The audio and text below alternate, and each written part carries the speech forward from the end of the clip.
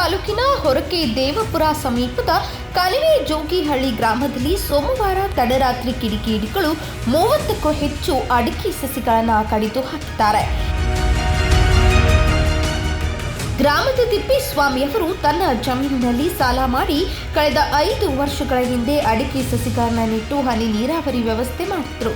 ಆದರೆ ಕಿಡಿಗೇಡಿಗಳು ಸಸಿಗಳನ್ನು ಕಡಿದು ಹಾಕಿ ರೈತನಿಗೆ ಎಲ್ಲಿಲ್ಲದ ಸಂಕಷ್ಟ ತಂದೊಡ್ಡಿದ್ದಾರೆ. ಇದಲ್ಲದೆ ಇದೇ 5 ವರ್ಷಗಳ ಹಿಂದೆ 2020ರ ಜನವರಿಯಂದು ಸಹ ಯಾರೋ ಕಿಡಿಗೇಡಿಗಳು 50ಕ್ಕೂ ಹೆಚ್ಚು ಸಸಿಗಳನ್ನು ಕಡಿದು ಹಾಕಿ ವಿಕೃತಿ ಮೆರೆದಿದ್ರು.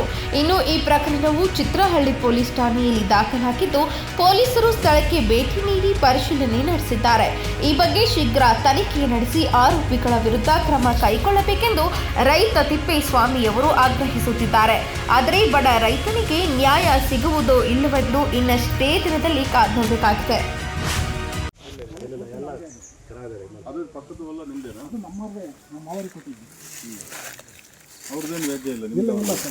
ಇಲ್ಲಿ ಬೋಯಿಗನಾಗಲಿ ಯಾರಾಗಲಿ ನನಗೆಲ್ಲ 4 ವರ್ಷ ತಗೊಂಡು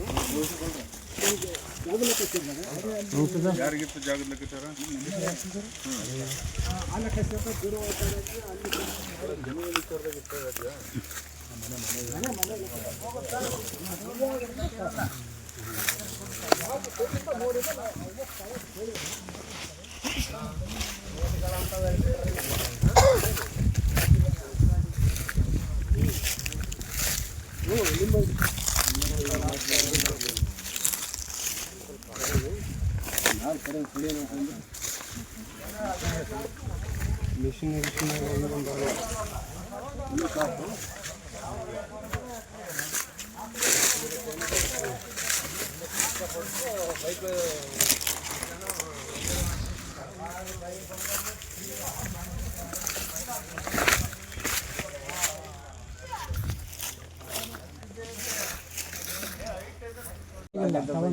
ಬೈಲು ಅಥವಾ ಮರಿಗಳು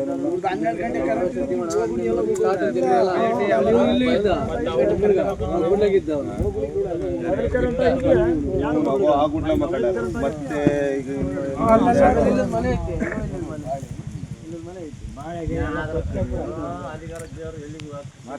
ಇವರು